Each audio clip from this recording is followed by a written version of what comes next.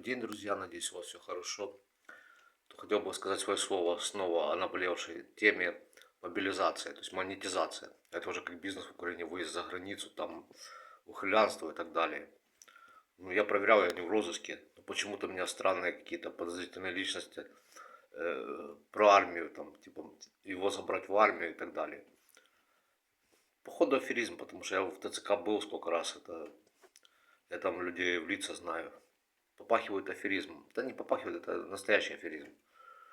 Так что так вот.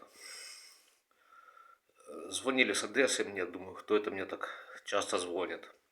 Обратно хотят на работу меня пригласить. Говорят, мы вам дорогу оплатим, хорошие условия.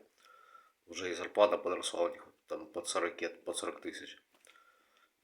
Я, как наученный опытом поездки в Ужгород, на работу тогда, у меня фирма сделала командировочные документы, то есть цель поездки была понятно. Потому что там погранцы возле Мукачева на блокпосту реально проверяли паспорта, и, видать, же прописка Никопольская, то есть там сортируют как-то там потенциально, кто хочет сбежать за границу, мне кажется. Я в одном из своих видео рассказывал про свою поездку эту. Так что так вот. Всего хорошего вам.